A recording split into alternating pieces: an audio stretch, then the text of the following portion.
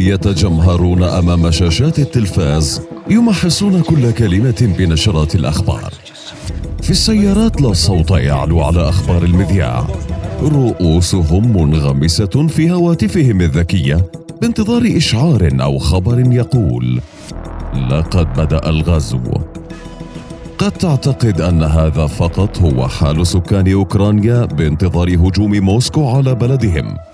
ربما في هذه المشاهد جزء من حقيقة واقع حياة يومية يعيشها الأوكرانيون، بينما أجزاء أخرى من الحقيقة لا بد أن تروى لاكتمال رسم المشهد، هو أن الجميع في أوكرانيا الملقبة ببلاد الجميلات يستعد للقتال عبر إعداد قوة شعبية من السكان المدنيين مهمتها مواجهة الجيش الروسي إذا انتصر على جيش أوكرانيا على الحدود، حتى أن هذا الجيش بات له اسم، هو جيش عطلة نهاية الأسبوع.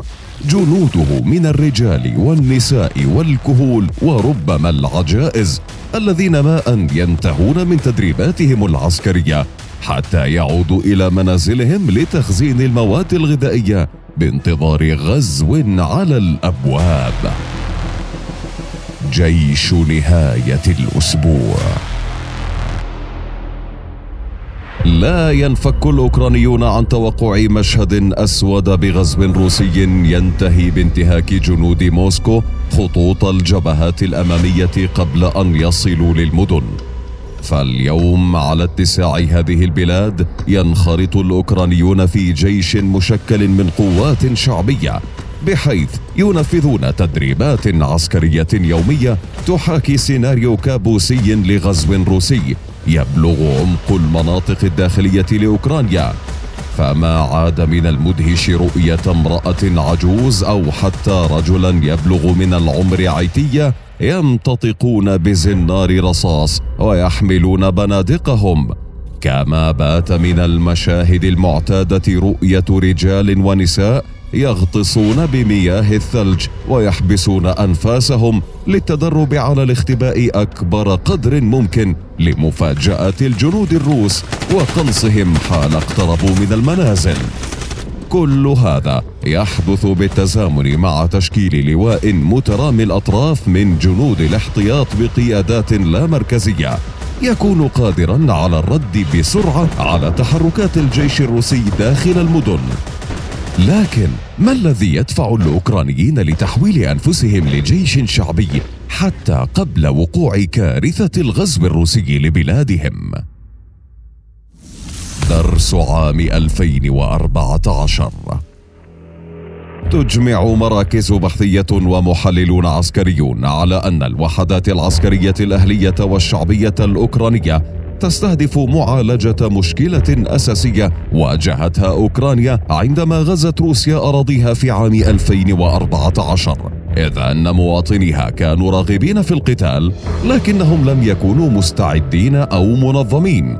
ولا أدل على رغبة الأوكرانيين بالوقوف بوجه روسيا من استطلاع للرأي أعد في أواخر العام الماضي، وأظهر بأن ثلث الأوكرانيين أعلنوا استعدادهم لحمل السلاح إذا اجتاحت روسيا بلدهم مرة أخرى، بعد أن تعلموا من درس عسكري تلقوه قبل 8 سنوات عندما توجه آلاف من المتطوعين إلى الجبهة لمحاربة انفصاليين موالين لموسكو ومسلحين روس. إلا أن الشجاعة وحدها لم تكن كافية لتعوض عن عدم تلقيهم تدريبات عسكرية، فكانت النتيجة أن الأوكرانيين المدنيين المسلحين حيناً سحقوا عندما واجهوا وحدات عسكرية سرية. واليوم يبدو أن الحكومة الأوكرانية تجهد لتجنب هذا السيناريو مجدداً من خلال تأمين تدريب وهيكلية للذين لا يريدون الالتزام بدوام كامل في الجيش.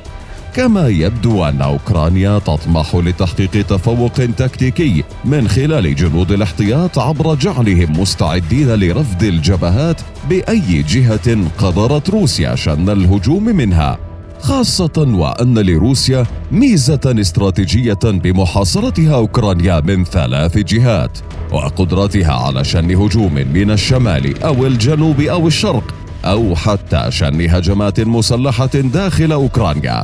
وعلى الرغم من أن الكتائب الإقليمية شكلت في أوكرانيا عام 2014 إلا أنه أعيد تأسيسها الآن بهيكل واضح مع انضمام أعداد ضخمة من المجندين الجدد، ما قد يجعل قوة الاحتياط هذه تقترب من حوالي 500 ألف مقاتل مهمتهم الدفاع عن المدن والقرى والبنية التحتية الحيوية والجسور والأنفاق والطرق.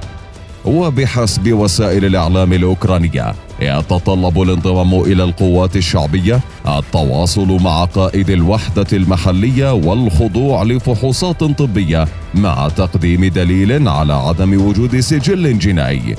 وبعد توقيع العقد يبدأ التدريب بما في ذلك دروس عملية ونظرية. وبنظرة على تدريبات القوات الشعبية الأوكرانية يمكن ملاحظة التفاوت الكبير بالخبرات العسكرية في هذا الجيش، فرفاق السلاح هنا هم مزيج من محاربين قدامى ومدنيين، جلهم من الشباب والشابات خاصة طلاب الجامعات تحركهم رغبتهم في المقاومة ورد الغزو الروسي عن منازلهم. ورغم البرد القارس في مثل هذه الأيام من فصل الشتاء وصعوبة العادات العسكرية بالنسبة إلى الشبان الجامعيين، لا سيما وجوب إعطاء أوامر محددة واتباعها، إلا أن جنود الجيش الشعبي الأوكراني يأخذون تدريباتهم العسكرية على محمل الجد بانتظار غزو روسي يبدو أنه يقترب، ما حدا بمعظم الأوكرانيين بدء تخزين احتياطات من الأغذية لاستخدامها في حالة نشوب حرب. أوكرانيا بيلاروسيا. اليوم يترقب الأوكرانيون حربا على بلادهم قد لا تبقي ولا تذر، بعد أن حرموا لسنين من التمتع بما جاد الخالق على بلادهم بسبب جار واحد هو روسيا لا ينفك إما يغزوها أو يهددها بالغزو، إذ إن أوكرانيا المحاطة ب7 دول هي بلاد القصور والقلاع ومنتجعات التزلج على الثلج. استقلت في عام 1991 عن الاتحاد السوفيتي الذي انحل وتفكك ذلك العام، وتعد أعرض دولة متواجدة جغرافيا بكاملها في أوروبا، والثالثة بعد روسيا وفرنسا بمساحتها البالغة 603,628 كيلومترا مربعا. وهي معروفة أيضا بأنها بلاد الصحراء الوحيدة في أوروبا، حيث بعض مناطقها كثبانية الرمال اسمها أوليشكي سانز، ومساحتها تزيد عن 1612 كيلومترا مربعا، وتقترب بنحو 300 كيلومتر من البحر الأسود. وبعيدا عن تصنيف أوكرانيا كإحدى أكثر الدول استهلاكا للكحول، إلا أن للأوكرانيين صولات وجولات بعالم الحروب، حيث منح الاتحاد السوفيتي العاصمة كييف لقب مدينة الأبطال بعد مقاومتها للنازيين في معركة كييف عام 1941. حينذاك حاصر الألمان المدينة في يوليو عام 1941 واستولوا عليها في نهاية المطاف في سبتمبر، وأسروا أكثر من 600 ألف جندي. لكن على الرغم من اعتبار المعركة انتصارا كبيرا للنازيين، إلا أنه تمت مكافأة المدينة على دفاعها بلقب مدينة الأبطال في عام 1965. وللجمال حصة كبيرة في أوكرانيا، فهي من بين أجمل بلاد العالم جراء طبيعتها الخلابة، وتتربع نساؤها على عرش أجمل فتيات العالم، كما أن عملتها الورقية هي الأجمل بين العملات الورقية. أما غزلان أوكرانيا فهي أيضا الأكثر حسنا بين كل الغزلان. ومن بين ما تفتخر به كييف أعمق محطة مترو في العالم، وهي محطة مترو أرسنالنا. أما الفخر الحقيقي في أوكرانيا طائر يسمونه سيكونيا باللاتيني، وهو من جنس اللقلق، ويعتبره الأوكرانيون طائرهم الوطني، ففيه بحسب أساطير الأوكرانيين قدرات تحمي البشر، ومن حركاته يمكن توقع حالة الطقس. فإذا وقف على قدم واحدة فإن درجة حرارة الجو ستنخفض وسيصبح الطقس بارداً، وإذا ظهر متوتراً فالآتي على الناس رياح وأمطار وعواصف.